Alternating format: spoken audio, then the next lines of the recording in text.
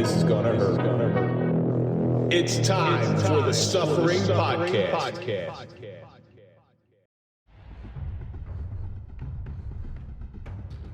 A box is locked for a reason. Whatever is inside is there to be hidden away so that the world never sees the valuable information that is contained within. Ideally, the only way the contents of this box stays safe is to allow the key to only be possessed by yourself. Eventually, the burden of being the gatekeeper to the secrets that lie within carries too much responsibility.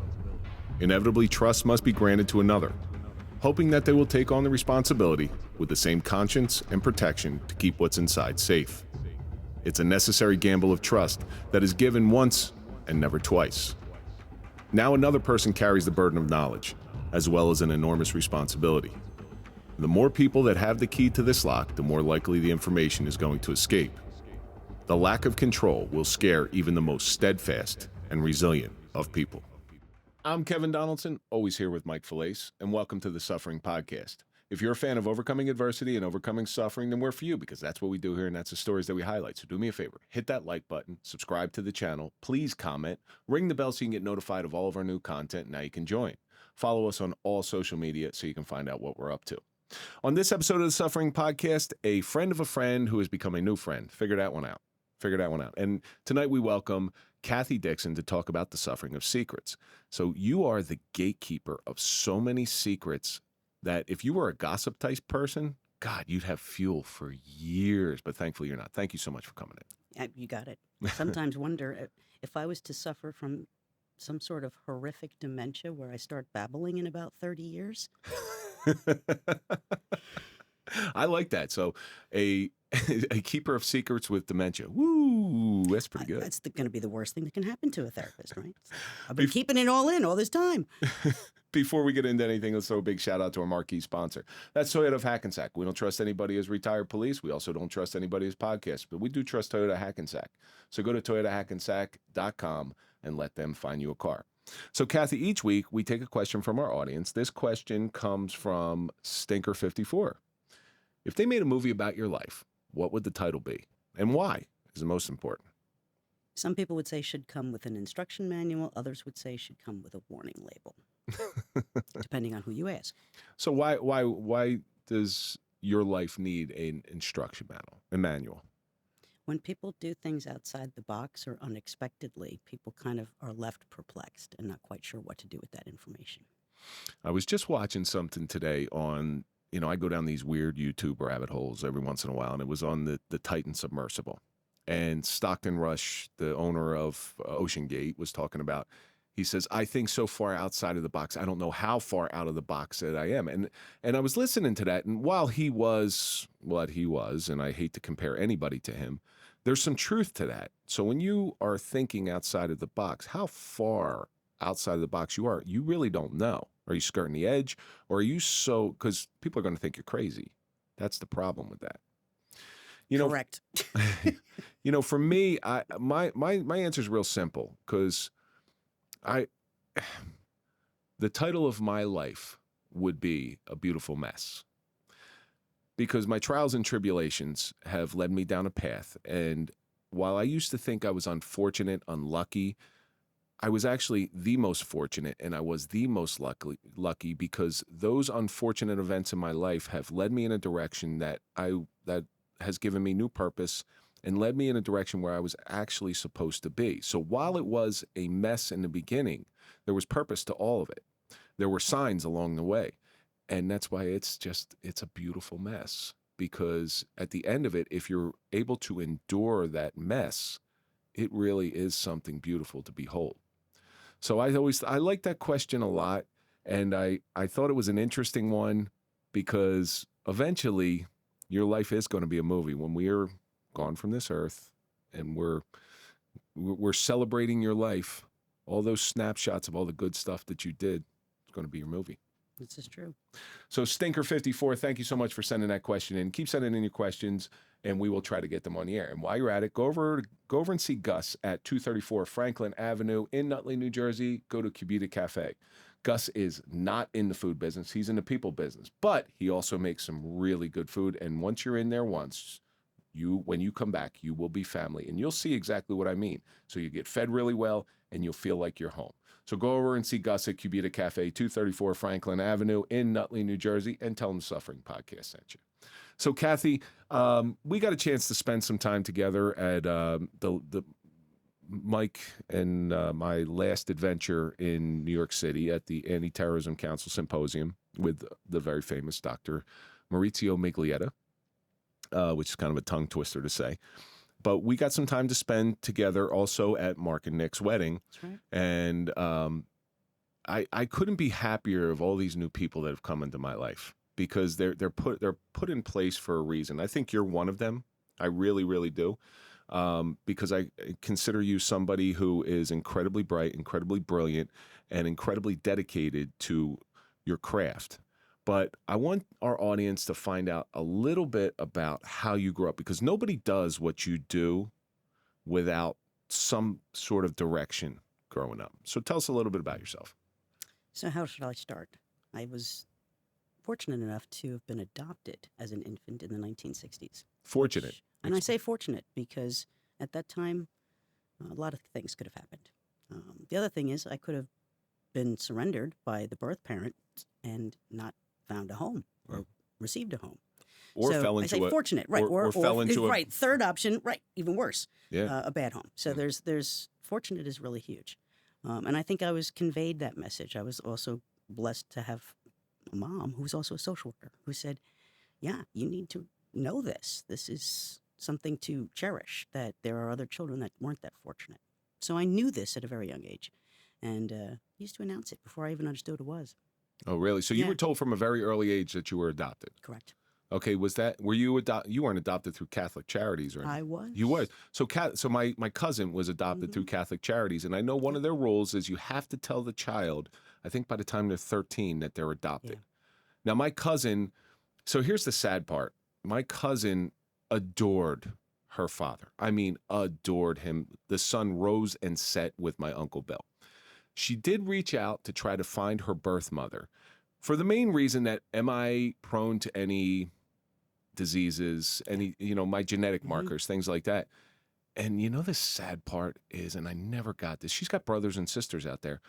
The mother says, no. And what a sin, because once you see a child, whether that child is an adopted child or that child is your own, the love you feel for them can never be duplicated. There's no drug in the world that can duplicate it. It's just, I just don't understand that. And my heart bleeds for her, but it doesn't, her finding her birth mother didn't take away from the love from her father. Right. So Did you ever try to reach out? No. In fact, I think I was maybe a little bit more, again, at an advantage than even some of my close friends. I had close friends who were also adopted as young kids, babies, infants, toddlers. And I had a few friends who had really bad experiences with either going to look for or finding or connecting with. And I also had the advantage of, because my mom had been the social worker, I had access to reading and understanding social issues, family issues, through the journals as soon as I could read. So the bad issues with finding your birth parents, I don't think anybody is a fan of rejection.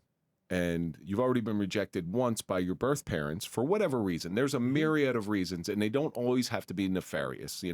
It's not like they didn't. Everybody likes to think that everybody who was adopted is because the mother didn't want them or father didn't want them. There is a possibility, lots and lots of reasons, where they were just not in a stable place, and the best thing for you was to give you a chance. I mean, in your current line of work, and you're a social worker, it's your current line of work, how many times have you come across somebody where you're looking at a child and you're like, man, you don't even have a chance? I've seen that so many times. You pull over a car from wherever, there's 8 kids in the car, half of them aren't in car seats, they're all underage, dirty, snot down the nose, the car's all jacked up, and you're like, man. It sort of gives you a different perspective on life. When I was in college studying, the professors, this is VCR days, right? But the professors in the small town in New Hampshire where I went to college would say to me, when you come back home after break, will you videotape some of the local New York news? so we can show it in class so that people have an idea of what reality is in places other than here. Um, the news in New Hampshire, where I went to college, was, whose cow had a new calf and whose pie won in a competition and stuff sometimes, and whose softball or baseball team was advancing. Not a lot of horrific things happening. Good. But when I'd come home to New York, put on the news at home, see a very different picture. And I think that appreciation was also something that I had growing up. I knew about that from knowing what my mom did for a living. So I do that with my kids. So there's opportunities that I am privy to where I'll take my kids into, say, the inner city. People who are less fortunate than they. My kids are spoiled. Listen, my kids are absolutely spoiled. There's portions of me that give them what I didn't have, which I think is it's kind of a dual-edged sword with parents. But then there's another portion of me is, let me show you how fortunate you are. So I have that opportunity in a very safe, controlled environment to take them into these places that are quote unquote dangerous and give them a different look. And I say, guys, you guys got it pretty good. Now, your mother in her social work, so she had a better understanding of the whole adoption process. she was an adoption foster care social worker in the 60s. So, yes, she knew that was what she did. That was her first job. She was actually one of the first 2 students in one of the first BSW programs at her college. Did she just see this baby and like the baby was glowing? It's like, oh, that one's mine. No, I call dibs on that one. It didn't work that way. In fact, part of the story was they were not ready. They got a phone call that, we actually have a child for you, sooner than they were ready. Oh, really? So apparently I went home before the room was painted and the crib was assembled. Well, it was one of those kind of like, come now, okay. But that being said, I think the notion of growing up and understanding what adoption is and appreciating that was big. So it did change the way you looked at having gratitude. now, could she not have children? I think that's what they would have today. It would have been probably fertility treatments, and maybe it would have been different, right? But in the 1960s, they didn't even have any of those options then. So nobody is more grateful than the person who can't, right? Right. So right. if you can't have children, that's what we always want what we can't have. Right. And that's exactly it then, that if it weren't for the adoption opportunities, parents who had fertility issues then would have been childless. Now, how was your mother viewed inside the community? You said there was a couple of different people within the community that had adopted, that were children of adoption. And how was your mother sort of looked at, like it sounds like you had a really good experience growing up. And I had a wild experience. That's why I say it's either an instruction manual or a warning label, right? Because one of the other things is that what my mother said to me very early on was, I wanted to have a large family. I'm an only child. Okay. So she I was a lot to handle. I've heard that before. If I was the first, I'd be the last. I have heard that before, which is not the best thing in the world to say to a child. No, but I was high maintenance. I was absolutely high maintenance. The first phone call from school was in preschool because I stood up for myself, which was unheard of. So what explain that one. So how did you stand up for yourself? In 1969, when we put a man on the moon, every other little girl in preschool wanted to be a fairy, a princess, or a witch. But I made my own astronaut suit and proudly showed up that way. And then comes and along took abuse from everybody for it. And the sad part is Sally Ride. When did she take her trip? 82? Yeah, that many years later. That many years later. And now, why can't a girl be an astronaut? My mommy said I can be anything I want. That's what I said in front of the entire preschool, which was the first phone call of, wow, this is a lot, because I had no fear. From a teacher's perspective, why is that a lot?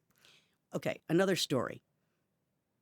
In middle school grades, when a nun yanks the small hairs on the back of your head, you look her dead in the eye and you say, Jesus wouldn't have done that. Well, Catholics got a little bit of a tight asshole because I used to do that. Because I used to do that in Catholic school. My relationship with Jesus was very familiar. All right, that's how I felt. Okay, so there was a statue outside the dean's office or the principal's office, Jesus with his hands up, and I used to go up every day and give Jesus high fives. Why not? It's my buddy. Well, priests don't really like that very much. Yeah, so it was Yeah. get in here, get in here. Yeah. So you have to learn to work within the system, and I don't know. They didn't see it quite the way that I saw it, but I have my own unique view of things, and it sounds like you did as well. Mhm. So you standing up for yourself, how did that progress into your teenage years? Because now you got your hormones going, and your teenagers are known for being a little bit wild. I don't know whether those two things could mesh really well.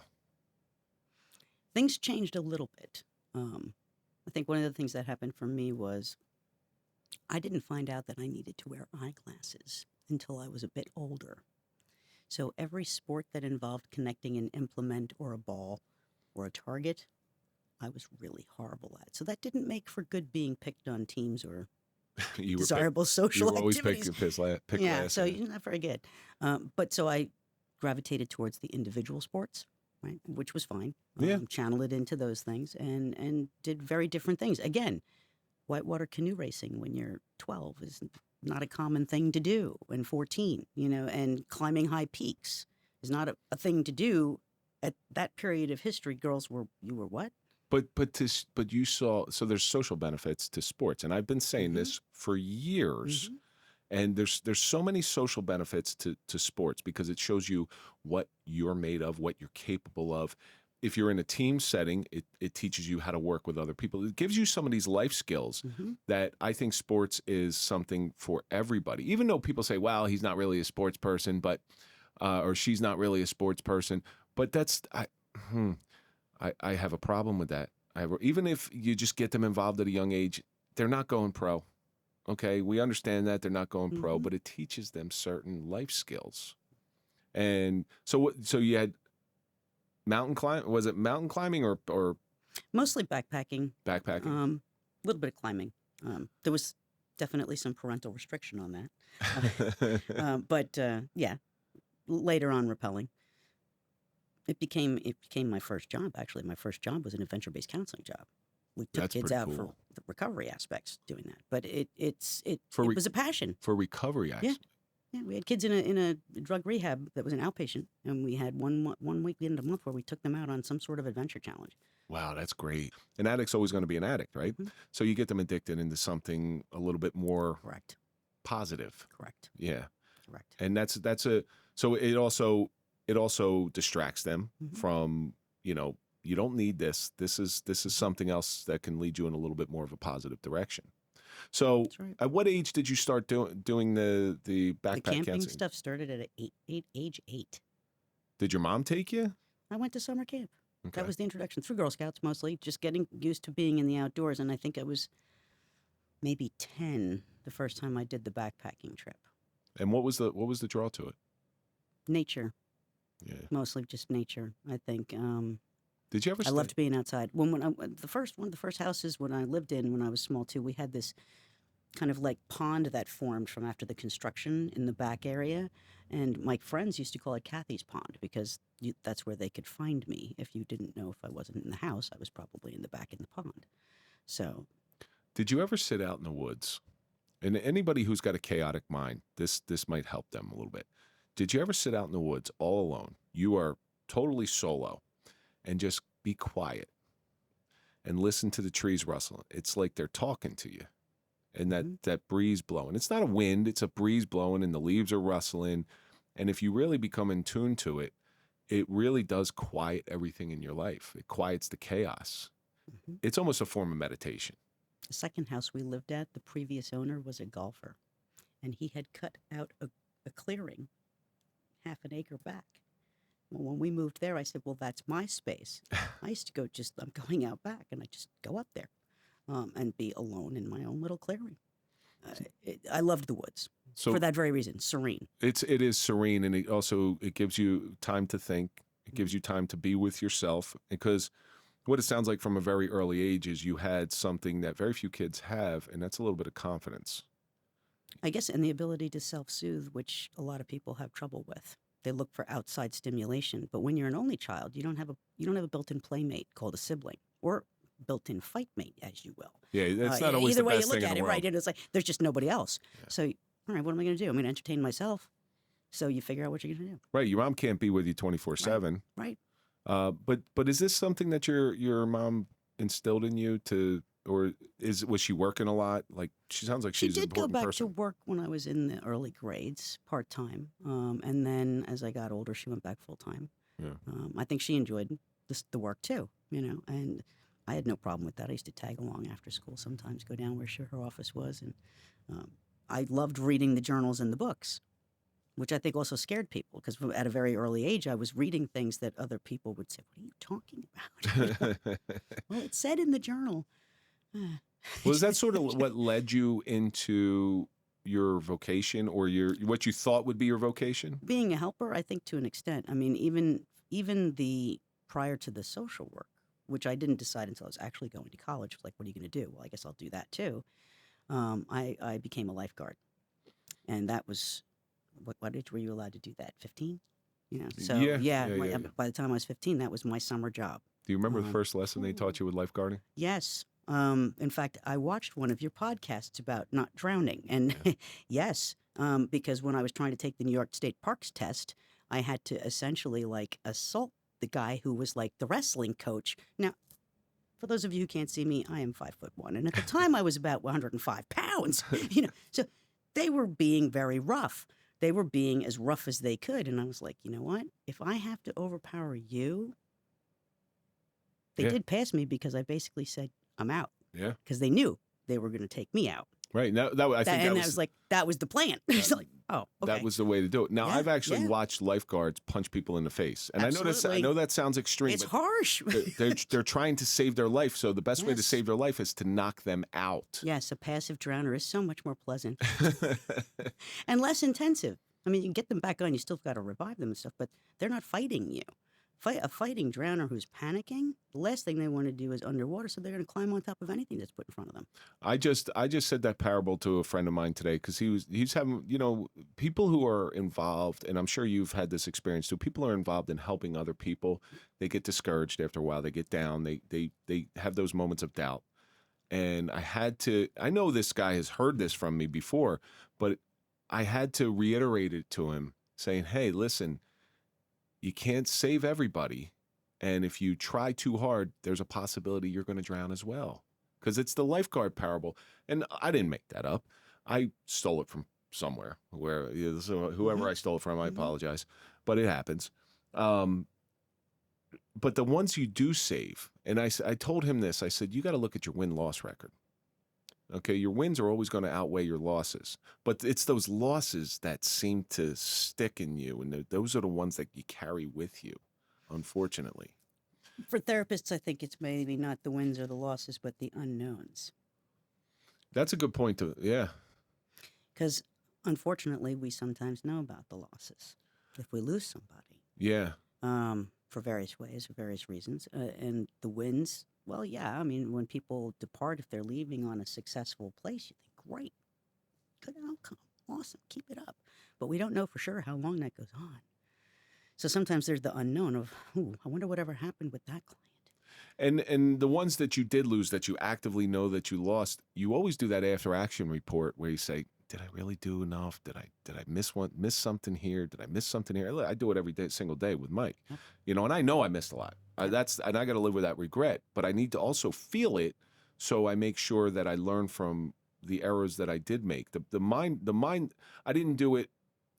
I didn't do it consciously, but I have to assure that I never feel this way again, because that feeling of living with regret really sucks. It really does. So you move on and you go to college. Where did you go to college? I went to college in New Hampshire, at the University of New Hampshire, and then I went to grad school at Fordham. But I just want to tell you that I recently read an article which it really resonated. Author's name is Katie Vernoy, an LMFT, marriage and family therapist, who was talking about something that I hadn't heard of before, that therapists get: sacrificial helping syndrome. Wow. Yeah. Yeah. Chew on that for a minute, right? Yeah. My client needs me, my client needs me, my clients need me, whatever. To the extent where sometimes the self-neglect takes the front seat over that. It's It's I find kinda that with crazy. my family. So I do. I find that with my family, but I'm conscious enough about it where I pause and I say, okay, this has to wait. I have to go here now. Like I know that because I did that too much in my police career. It was job, job, job, job, job. Everything was about the job. And when I retired, I said to myself, I said, that's not going to happen anymore. But it did. It did. Yeah. You know, because it's an addiction. Helping people is an addiction. It is. When you actually see people having that progress and success, I can't even the feeling of when somebody talks about them feeling good finally is incredible. It's sort Because of this going back to the suffering part, right? People don't go to therapy because things are okay. when in reality, if they did, or they just, things just they need a tune up. God, what an easier job that would be, huh? Yeah, enormously, enormously. If people went to like a mental gym the way they go to the gym to work out, or physical therapy if you've injured yourself to heal, if we treated our minds the same way, it'd be very different. Because we don't think we need it until we need it. Or we need it so bad it's scary. Now, was there a moment in the University of New Hampshire? Well, what did you study there? What was your major? Well, I did double major. I did social work and justice studies. Of course you did, because you're an overachiever. That's just all. Right, of That's course. the way Well, it I is. thought I was going to do law school at the time too. I thought I was then going to do the graduate double master's of social work JD. I pulled that application at the interview day and said, I don't want to go to law school. I don't want to practice law. I want to be a therapist. I did the same. I did the same thing. I took my LSATs because I was told that go be a lawyer. You should be a lawyer. Took my LSATs and I found and I passed my LSATs. I didn't really study all that much, but I found nothing in there for me, and I'm very grateful. So I'm 50 years old, and there's a lot of people in my situation that went to law school and they got out and they have all this money in student loan debt, and they're making $50,000-$60,000 because the market was flooded with lawyers. So unfortunately, it's good sometimes to see which way everybody's running and run the other way. But when did you start developing a love for helping people? I think it probably still started as I was a kid. Knowing what my mom was doing and reading all those journals and having all that time. The other thing was when Mom went back to work, the library was kind of the babysitter for the after school, do your homework, get picked up. But when your homework was done in a few minutes, you just started reading things that were on the shelf. So, right, being a sponge, learning as much as I could, I had a couple of scary situations with kids that were my peers. A friend who I showed up and was rolling up on the bike in the driveway to see if she wanted to hang out, and she's in the garage huffing a gas can. Oh wow! Oh yeah. Yeah. So I'm like, what? Call in the adults. Her family moved away within 30 days. Never knew what happened to her. Now, did you ever have one of your friends approach you with a secret? Because we're here to talk about the suffering Well, of that's secrets. kind of a secret, right? Don't call anybody. Like, please don't tell my parents. And I'm like, oh no, I am. This is not okay, right? So when is a secret a secret, and when is a secret not a secret? Like that particular incident where there's harm, there's potential for harm, obviously is not a secret. Right. But is there a clear delineated line, or is it opinion based? I think it's hard for individuals to make those kind of calls because it's a dilemma for a therapist, right? We have confidentiality rules. We have patient privilege, right, that we have to uphold by keeping that confidence. But there are exceptions. And every therapist is supposed to describe those, pretty much thoroughly discuss them at the beginning of the relationship, because the exceptions are self-harm, harm to others, the duty to warn someone else, or child abuse. We see it in the police world. So there's an organization that's been around forever. It's a peer support type of thing. And I called it. I'm the one who called this place very early on in my crisis. I've heard that this place is no longer really trustworthy. Now, one of the places that I know is definitely trustworthy is an organization called Copline. Because I know the person who started Copline. I also know the person who started the other organization as well. Happens to be the same person, but she left for a very good reason. Now, with police, this is why I wanted to get into this topic. There's secrets, and then there's secrets. So with police, when we just have a bad day, and we call these helplines. Well, the last thing we want is our department to be notified. And unless there's a potential for harm to another person, it's mostly just a bad day. All right. And the worst thing you could have on a bad day is everlasting consequences. Right. So that, listen, if I come and I call this place to say how I want to hurt myself, but I'm having a bad day, okay? To notify my department, you just made a bad problem all that much worse. But at the same time, the person on the other end of the phone doesn't want you to hurt yourself. Right. The key component to any law enforcement officer being the best version of themselves is through education. Sherrie Allsup is a leader in providing that education to police agencies, preparing them for the all too frequent dealings with sexual assault victims. You've seen Sherrie on episode 169 of the Suffering Podcast. She survived incest and almost daily sexual assault, so she comes from a place of experience and true understanding. Sherrie has the intelligence, commitment, and compassion to open the eyes of those on the front lines, while providing the tools to effectively deal with a difficult situation. Sherrie's instruction comes from experience and multiple certifications. Training with Sherrie will offer on-site training, customized schedules, specialized instruction tailored from a victim's perspective. You are going to hear Sherrie's heart-wrenching but inspiring survivor story. Learn proprietary trauma-informed training techniques, uncovered victim-centered interview methods while earning continuing education credits according to your state guidelines. To be the best, you must learn from the best. Let Sherrie Allsup guide you through the delicate cases of sexual assault from a victim's point of view. Be a source of comfort to those victims affected by these traumatic experiences while producing a solid investigation and uncovering details that often go unnoticed.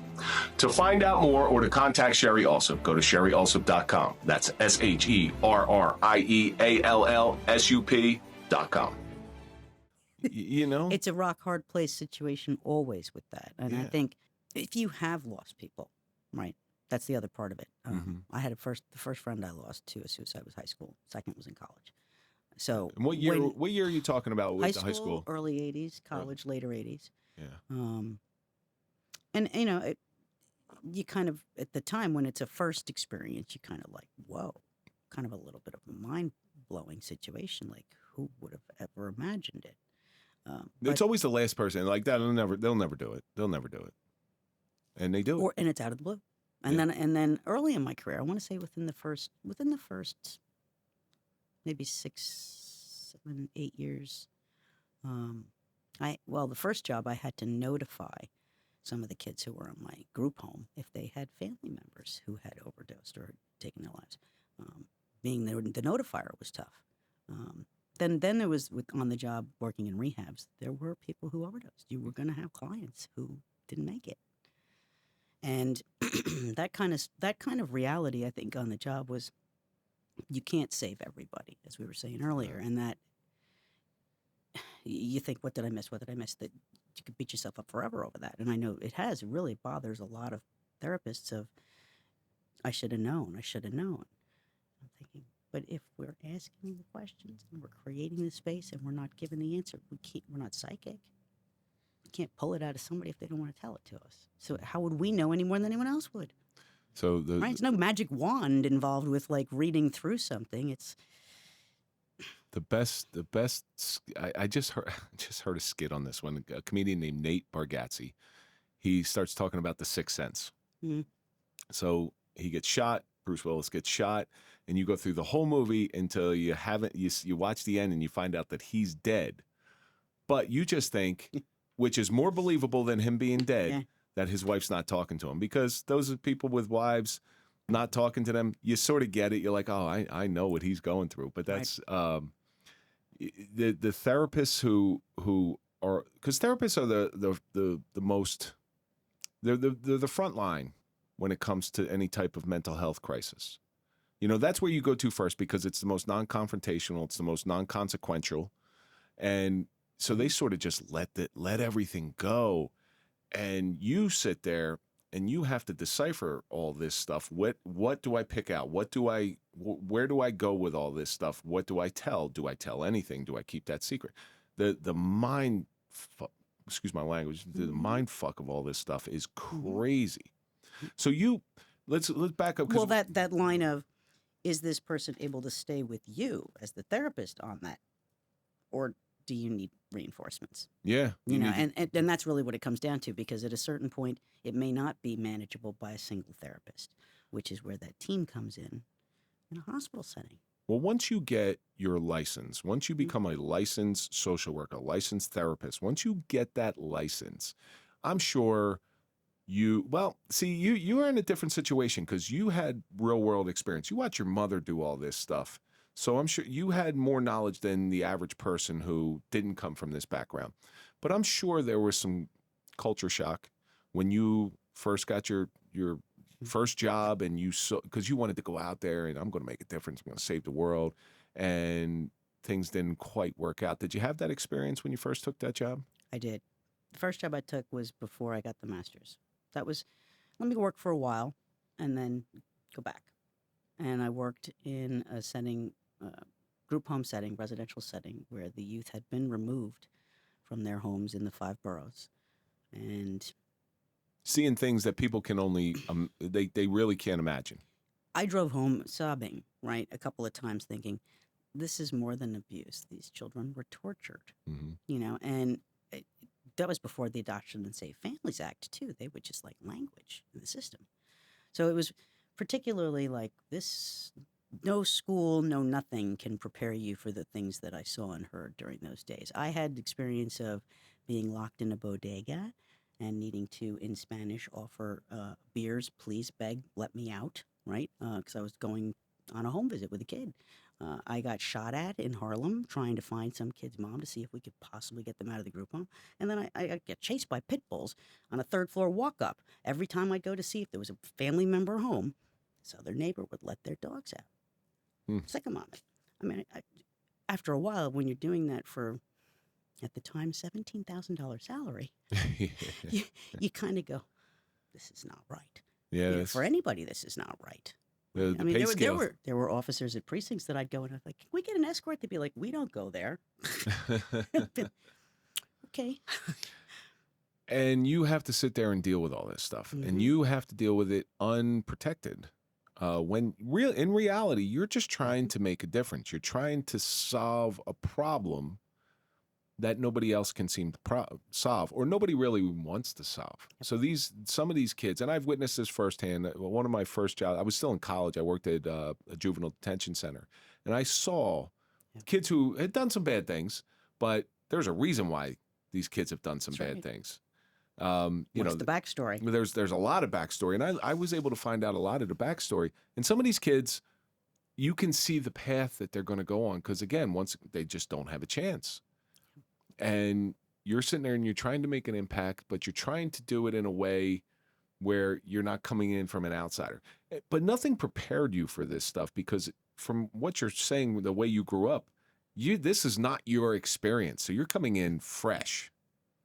But I'm also coming in, and I keep referencing my mom. I owe a lot of her setting example to that.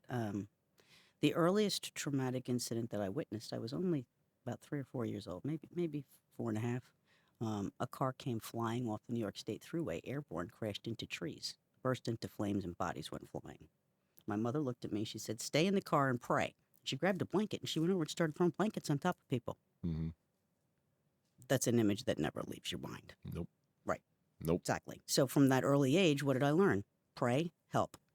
I mean, in 2 simple words to a toddler, pray and help. Okay. Pretty much that was the setting of the course, I think. Now, from that day forward. Is your mother still with us? She is. She is. She is. So she's got to be pretty proud of the life that you chose, following in the family footsteps. Did you ever go back and lean on your mom, say, hey, listen, I got some, because you're the keeper of secrets. You're the gatekeeper. And some things become too big for you to handle. Now you have this expert who is connected to you, who is your family. Did you ever go back to her and say, hey, can I pick your brain? Well, yeah, especially in the early years, when I was first coming out of going through school, those first few jobs where I was like, wow, this is harder than I thought it was going to be. And I was gaining a newfound kind of like, wow, you're doing some really hard things, right? I did. A couple times I said to her that, the therapists go through that training of what we call clinical supervision, where the advanced mentor is really helping you process this stuff. because a lot of that stuff triggers your own personal issues. Learning how to manage it is so vital that I'd say to her, there's not enough clinical supervision in the world to process some of the things that we see in here. And then she said, I know. That's why we pray. And again, kind of bringing it back to, a spiritual base, right? I'm not going to say everybody should have to believe in something. If you don't believe in a universal source of God of some fashion, believe in something outside yourself, right? Or believe in yourself, believe in something. And that's kind of the whole bottom line of it is don't just do nothing, right? Well, you look at every recovery base, program out there, it's Mhm. believe in a higher power. Mm-hmm. Because there's power to it. Oh, yeah. There's power to it. It removes you from yourself, and it also makes you feel less alone in this, this big globe that we're on. Mm-hmm. Now, that's pretty cool though that you had that anchor. At least you had somebody to go to. You're very fortunate with it, and that probably, if I had to theorize, it was a big key to your success. But then, how do you guard yourself? Because you touched on this. How do you guard yourself about becoming inundated with the negativity that you see? Because that's what you're seeing all day. You're seeing negativity. So how do you guard yourself against that? Well, it's like going out in a rainstorm. You can put on the boots, you can put on the raincoat, you can carry the umbrella, but if it's raining hard enough, you're still going to get a little wet. Mm-hmm. And you kind of have to accept that. And then, okay, I'm going to dry off. I am going to dry off. Rain is going to end. Kind of almost using another piece of a skill that therapists use called motivational enhancement therapy, right? Explain that for me. Keeping people focused on hope. Because without hope, It's a lost cause. it's kind of like that's the center of everything, Mm-hmm. right? I didn't wear my hope bling hat, but I have a baseball hat that has hope and bling on it that I keep up on my shelf where I'm sitting in my office, because there's got to be hope that you can make a change, that it doesn't have to be like this. My favorite thing with hope is somebody once gave me an acronym for it. It's hold on, pain ends. And I hold to that. I hold to that very close to my heart because it's 100% true. Like you said with the rain. Mm-hmm. The rain is eventually going to end. You're going to dry. It can't rain all the time, which is my favorite line from the movie The Crow. Mm-hmm. Right? They sang that song, It can't rain all the time. And I say that a lot to people. I'm like, hey, it can't rain all the time. Mm-hmm. And there's a lot of truth to that. Do you ever have to go in for a tune-up with another social worker or therapist to sort of... There's a few ways of looking at it, right? Yeah. I mean, unleash. so personal therapy, right, is something that any therapist will know at some point in their career, usually early on, very much encouraged. Some programs say you need to do it for at least a little bit, because if you're going to do this job and do this work, you really should know what it's like to be on the other side. Bedside manner type Absolutely. yeah. Especially in the beginning, everyone's encouraged, some are even required by their program. So yeah, I would go in and out of therapy when I was young, different periods of time. My father died when I was young, unsuspectingly. So there was a period of therapy after that. Period of therapy before I was coming out to the family. Definitely some periods of therapy with realizing that clients are going to die or take their lives. And there's not much I can do about it. So in those first, maybe let's say 10, 15 years of the career, where a lot of the realizations of the realities of the career are happening, and then, of course, if you have personal issues, personal therapy, right? If there's something going on in your own family, absolutely, you're encouraged to utilize the supports for that, right? I think that's the biggest mistake people make about therapists, that they got it all together. Now, I have sat in front of some bad therapists. Oh, sure. Not everybody's good. Sure. There are some great ones out there, and those great ones have saved my life. So I'm a huge fan of those people. But I have sat in front of bad therapists. They are detached. Mm-hmm. There's no feeling to Mm-hmm. it. They're there for a paycheck. They're watching the clock, and as soon as that clock hits 45, you're out. Mm-hmm. And they'll leave you in pieces. Mm-hmm. Have you ever had that opportunity to sit in front of somebody who you're like, eh? I had a colleague who was a dry analytic type like that, who would even take his wedding band off because he didn't want anyone to know he was married. Wouldn't put his diploma up because he didn't want anyone to know where he went to school. What? Why? It's too personal. It's humanizing. He was at one far end of the spectrum of his opinion of the therapist should be a blank slate to only do the work of the therapy with the client. And I was like, listen, if I know something from my personal life that didn't come out of a textbook that I can offer someone, I'm gonna. Not to mention that really connects you to your client. Well, relationship is what my first supervisor pointed out is probably the most important piece of every therapist to know. That you can go through, a series of therapists, and if you're not connecting with them, how are you supposed to get any work done? I myself did that. When my father died, they sent me to University Health Services. I went through every therapist in the building. And finally, the director said, "You're stuck with me. You need to make this work." Okay. If you don't click with the person, it's okay to say, you know what? I think I need to maybe work with someone else. Because you're not built for everybody. Right. And I guarantee that you're not everybody's cup of tea. No, absolutely not. And that's okay. That's okay to do that. But you have to be a professional enough to say, hey, it's almost like you need to divorce your client. But that's now, how does your job affect your home life? Because you bring these things home, they weigh on you. And I don't care if you're the strongest person in the world, these things do affect you. But you have to guard against bringing some of this baggage home to your family. How do you do that? Yeah. I tell the students, and I teach grad students, and I've taught undergrad as well, but I tell them all the time, you have to develop a routine that works for you. As soon as your routine is off, it's gonna be completely horrible. If you talk to runners, if they miss a day or two, they're like completely discombobulated. The same thing for me. The routine is in the morning. Before I'm even doing anything with clients, I'm making sure that I'm doing something for me. Because if I don't get to it later in the day, I took care of my self-care, my needs with that first. Well, if you're not okay, how are you going to help anybody else? So it's almost like the morning meditation, the morning setup for that whole where I'm going and how I'm going to handle it is really important. Because you have to get your mind, like I do that in the gym. Okay, the gym time, and even when my sons come with me, my sons will come with me to the gym. Even when my sons come with me, that is my focus time. I'm doing something for the betterment of me, because my day gets hectic, the day gets away from you, and if I don't take that moment consciously for myself every single day, the rest of my day is shot. So constantly, so that's something that's very important. So take a little bit of time in the morning for yourself always. In the days of newspapers, I used to read the comics first. You got to have a Start my day laughing, because I may not laugh again before sunset, and I don't want to not laugh today, so start that way. Still, I'll do that. Now I do it with reading some stupid reel, scrolling someplace or something. Laugh at a meme or something. Well, we have these wonderful tools at our fingertips that are misused. Yes. They are 100% misused. There's so much information out there, and we're looking at funny dog videos. Absolutely. Well, okay, puppies can be cute too. Well, I'm a dog person, so I get it. I get it. But there's some worthwhile information that could be to the betterment of our lives. Yeah. And it's a balance, right? So it's a balance of, there are some mindless humors. That's why men like Three Stooges.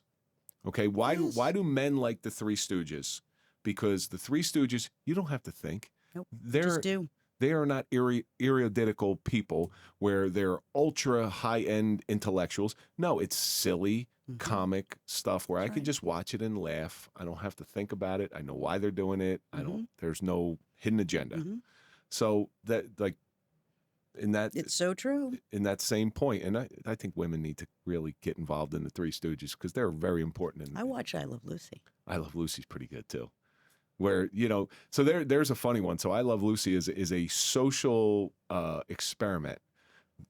Lucille Ball was probably one of the most powerful, funny, driven, smart women. And watch what she does on I Love Lucy. She she panders to the camera. Absolutely. And she's the exact opposite. If you've ever watched anything. She was ruthless, apparently. Yeah, she was a businesswoman. And that's what made her successful. Yep. So I'm a big believer in that stuff. Now, you've seen the changing atmosphere of the mental health field firsthand on the front lines.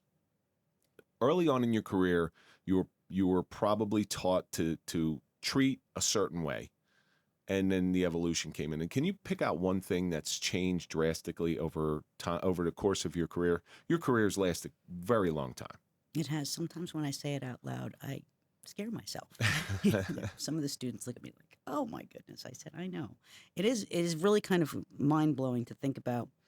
When I was first going into college, starting this career, we didn't really know much about. We didn't even really call it HIV yet. It was still AIDS, Yeah. right? And it was a gay disease. Right. That was At another that thing. point, and we had no idea. So it's just like, I remember that. I forget, I think Mark and Nick were in here oof. where when they're sitting in front of me, I'm like, do you understand if you guys came out a long time ago, I would think you'd have AIDS because that's how we were taught. In that period of the early 80s, one of my first intern experiences in undergrad was University Health Services, and UNH was one of the first campuses in the country to offer on-site HIV testing. And when our director said to us, listen, the half dozen of us interns or whatever, they're like, the university's going to start offering this service, and you are all the ones who are going to be here doing the counseling and the intake with people when they're coming in to get tested. So you're all going to get tested first.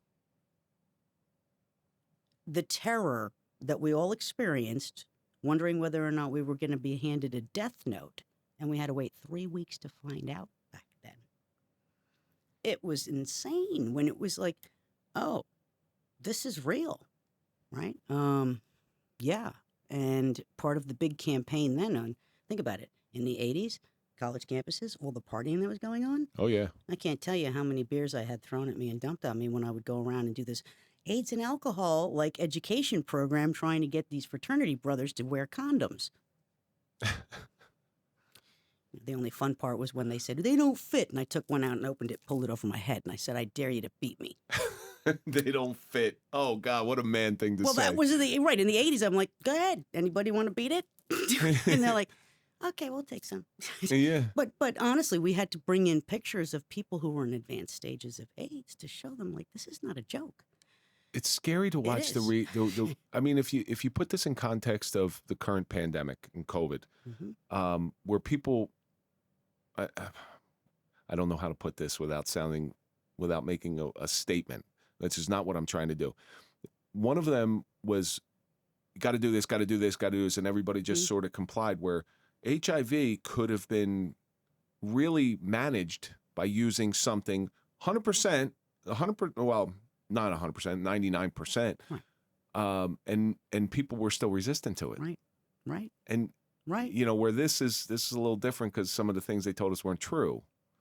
So I don't know. But that goes back huge to the secrets, right? Because then, if anybody was even, if they were gay or bi, right, and weren't societally or outwardly even pretending to be straight, that was a whole thing, right? Being closeted. And then the connection of even if you were going to come out then, people then would think, well, if you come out, then you're gay. And if you're gay, you must have the gay disease. And it was just like this whole, like, gay disease, the secrets around that were intense I as mean, far as people's activities and who they liked and who they didn't like, and a lot of fear. And now look where we are 40 years later. Some people, you know, you have HIV and AIDS, they live a completely full life. Absolutely. You know, and I think Magic Johnson sort of opened a lot of eyes to that. But you treat people, I mean, even going back into the 80s when you started treating, mental health was not at the forefront. It's, you know, it was very, very stigmatized. It was incredibly stigmatized as something you get and you have. You don't want your boss to know. You don't want your neighbor to know. Some people don't want their partner to know, or their kids, or their parents, or, you know, yes, it's still, and the stigma programs have been out for, gosh, probably a couple of decades by now, and there's maybe small dents. I think one of the things that has helped is that people who have a public face of some level that people can relate to, that they go, oh, they go to therapy? Oh, maybe it isn't. That's why I go out and talk. Yeah. Okay, because I am not your stereotypical person that has, if you were to look at me at face value, you would think that I'm very shut off, that I'm not willing to talk about my mental health struggles. But here's the thing. While I am capable of aggression, I'm also capable of extreme vulnerability. And if you make fun of me for my vulnerability, I will punch you in the face. That's pretty much it. Right. But if I'm able to do, I can't expect anybody to open up to me if I'm unwilling to open up to me, because vulnerabilities are what connect you to other people. Your strengths don't. You impress people with your strengths. You connect to them through your vulnerabilities. I've said that before, and I believe that because I could tell you, you could tell me all your accolades, and I know you have a lot of them. I've done this, this, this, and this. I'm like, oh wow, that's great. But if you were to tell me, hey, I've had times of doubt, I've had times of self unworthiness, well, guess what? Then I start going, really? Tell me more. Tell me more about that, because I've had those same feelings, and now all of a sudden we have this connection. Which is why Michelle Obama's book on imposter syndrome was so popularly read and absorbed, because the concept of I'm in this position doing these things and people are looking to me and I'm like, I'm not perfect. Nope. I'm far from perfect. It's like, wait a minute. Look at a perfect person and they are just better at hiding it. Yeah. It's usually a mask. Yeah, they're just better at hiding it. And I like to highlight my deficiencies because I have a lot of them. And I'm sure you have a lot of them too. And once you let them go, once you release them, to me, I feel better. So this is the crux of everything right here. You get these secrets from people who are sitting in front of you. How the hell? Because some of the stuff is juicy. Some of the stuff is like salacious. How the hell do you compartmentalize all these? Well, right. So what do you do with it? If it's just like, I can't even believe this is something that's kind of spectacular. You might have a colleague that you have that consultation relationship with. So it is a safe zone. You have that agreement already that you've met. We're going to use each other as professional consultants. I'm not going to say my client's name, date of birth, address, or too many identifying features, but I might say, I'm working with a client who's, who's employed in this industry, or I'm working with a client who's a parent, or kind of globalize their experience by their identity, but no specifics. Give them the, and this is what happened, and then they can kind of give you some feedback, right? Is it exciting? Sometimes it's exciting. Sometimes we have a client where we're like, we have a client that's pretty like I got to really like triple, quadruple make sure that nobody even sees them coming or going. They've asked me for the appointments that are first or last for those very reasons. They really want to maintain that privacy. In addition to the confidence that's professional, they don't even want anybody to know they're coming. That's real tough. Easier to do with telehealth. Because they can lock themselves in a room someplace and that nobody has to know that they've logged on. Yeah, but if they're coming to your office. But it's not the same. Yeah, I agree. I mean, during the pandemic was the first time I finally cried and said, oh, okay, I'll do it. Yeah. You kind of have to. You kind of have to stay afloat. Yes, and people needed us, and if we couldn't be out there, how are they else? They're going to have okay, well, we're going to have to do it. Didn't work for everybody, though. I mean, I worked with I stopped going to kids on the therapy spectrum, and that was really challenging for a lot of them. I did not. I stopped going to therapy during lockdown because it's the same reason I don't do Zoom podcasts here, because I got to be able to feel what you're feeling. It's tough. And I need to look in your eyes, and I need to see, okay, are you giving me all of it, or are you holding some back? How long do you think you're going to keep doing this? Not sure. I'll tell you one thing. Switching it up and not doing only individual therapy is probably another safety valve that I've built into my career.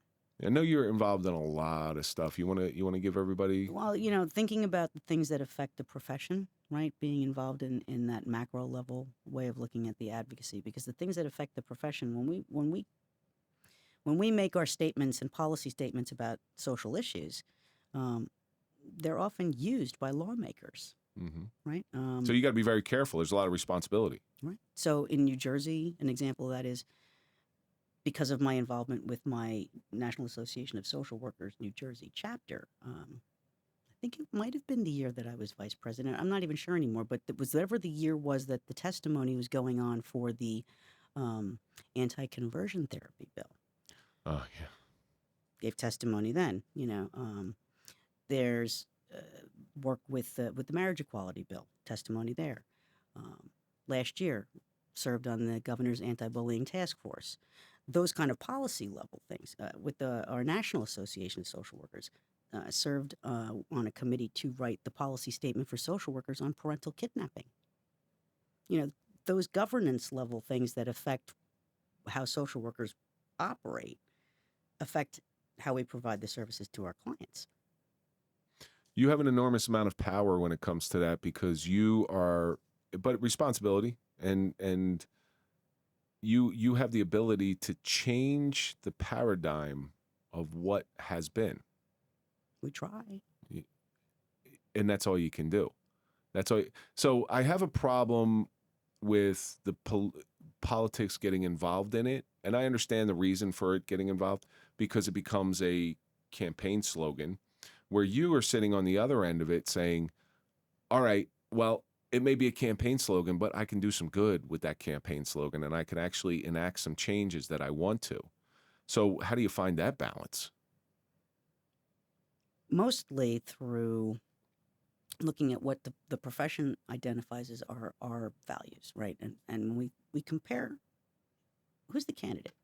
Are they looking at what issues are affecting the people and how are they affecting the people or not? Is it consistent with what we would say is seeking to have equity, inclusivity, fairness, justice, or not? Other therapists don't have in their code of ethics an entire piece on social justice. Social workers do. What many people don't know historically is that we just passed Labor Day, right? Labor Day is a holiday that was suggested by a social worker who was actually working as the Secretary of Labor. I didn't know that. Mhm. I didn't know. Well, I know that Thank now. a social worker for last Monday's holiday.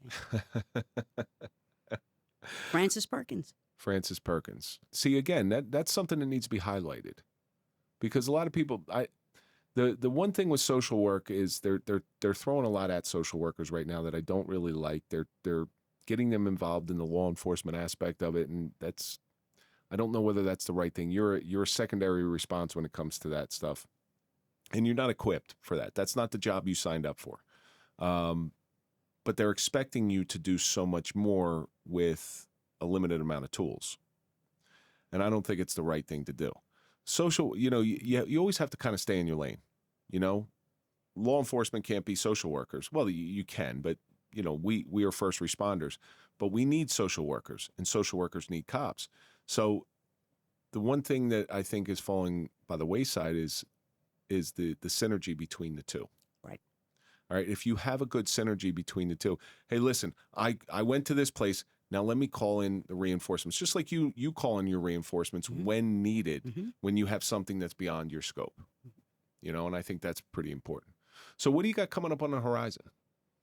Stuff going on with, I guess, carrying this message to the average person, right? Therapy is something that's very personal, but taking care of oneself, either preventatively or if something happens, how do you handle it? What do you do to process it, right? We live in a very weird period of time, and nobody's immune from stuff going down and stuff happening. So from that perspective, my friend Mark and I are working to put together training programs to help lay people get a basic understanding of preventative mental health care, self-care, and how to take care of oneself if there is some sort of critical incident, as well as the physical end of that. Because we all know, as much as we love Star Trek, we don't have Beam Me Over Scotty. And some time elapses before anybody actually gets there, no matter what it is, unless you live next door. So, otherwise, it's going to be a few minutes, and a few minutes can matter. But there's rare people in the world like you, and there's rare people in the world like Mark. And I'm just going to give, and I don't know you as well as I know Mark, but I'm going to tell you what kind of person Mark is. And Mark's recommendation of you says you're of the same, cut from the same cloth. When Mike died, Mark and I had a lot of discussions. He was there for me. Tom Flynn was there for me. Mike DePalma, Bobby Crudell. These are people who were there for me. And Mark and I had a lot of discussions about this stuff. And as a matter of fact, the day of Mike's funeral, I recorded in here, and I felt like I had to. It was like a version therapy almost. Mark sat in the control room to make sure I was okay. Yeah. And that's the type of people we need in this world, because regardless of where you sit, regardless of your label, we're all human beings. We all hurt the same way. So the one universal truth out of everything is everybody experiences pain sometime in their life. Everybody experiences suffering at some time in their life. And if we start looking at people like that, I think the world's going to be a better place. Rather than say, well, you're a woman and I'm a man, so we must experience stuff different. Yes, that is true to some extent, but there's a lot of things that we experience very similar. So, Kathy, do you want to throw out some plugs? You got anything you want to plug? Well, I guess if people wanted to talk more about what that training is, the Care and Safety Initiative, reach out through the LinkedIn, message me. Definitely talk to you about what Mark and I are doing more about that. As far as my stuff with social work, nothing too exciting, although this year delegate assembly is my new role, and that is where, I guess in a sense, it's like being a Congress, like being a representative to the profession. So some of the major issues for the profession that are being discussed are what we will be talking about. And I'm anticipating, although I have no insider knowledge, that one of the things that we'll be talking about is this multi-state licensure. Because of telehealth, providing access to more people across more no boundaries, right? That's been the hardest thing. And we found out during the pandemic that people who live in rural areas, people who are on really tight schedules, there are people who live on the East Coast who are on shift and they want to do therapy at midnight, but therapists on the East Coast are not doing sessions at midnight. But somebody who's licensed in New Jersey who's living in California, it's only 9 o'clock. They might still do a session. So these realities are becoming huge in terms of access, because part of the stigma is if it can't be commonplace and it's not accessible, right? If people can access it, then it's commonplace, right?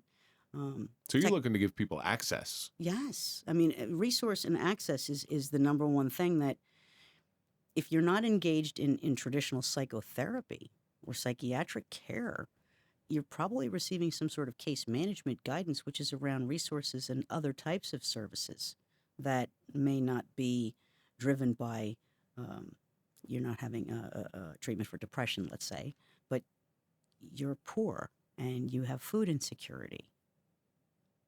You need resources for that. Here's where you go. People don't even have access to those information lists half the time, because if they don't have access to the internet because they can't afford it, so it becomes this kind of like snowballing.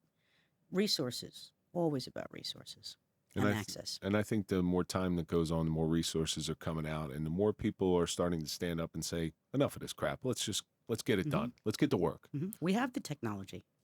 We can rebuild them. We can do this, right? We can rebuild them. We have the technology. That's right. Wasn't that one of your favorite shows? Oh, $6 Million Man. God, I love the $6 Million Man. Did you love the Bionic Woman as much? No, I'm a Steve Austin guy. I liked them both. I liked the fact that she could hear. I liked looking at Lindsay Wagner. I liked looking at her. But Steve Austin, listen, he was my guy. Well, I used to channel that sonic hearing from her all the time. And I think it came in handy when I was doing adolescent group, because I could hear everything that everybody's. I think all parents are given that when their kids are born. Maybe. Yeah, I think so. So we're coming to the end of this thing. And you have kept so many secrets in. You've lived this life of service. And it's had to, the suffering that you've witnessed, that you've endured personally, has had to have taught you something. Because if it hasn't taught you anything, God, what a wasted lesson. What do you think the suffering of keeping secrets has taught you?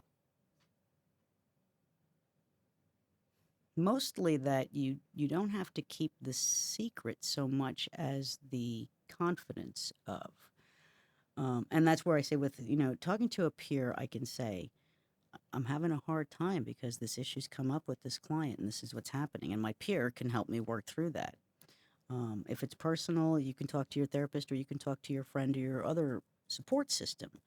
It's keeping it in at all cost. That's going to be the unhealthy part about the secret. It's the same as stress.